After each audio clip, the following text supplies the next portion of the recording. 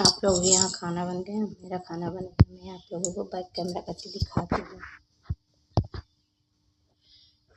ये देखिए, बैगन का भरुआ है, ये भिंडी भी बन गई है, ये चावल बन गया मेरा, और ये दाल भी बन गई है। आप लोग देखिए, अच्छी है।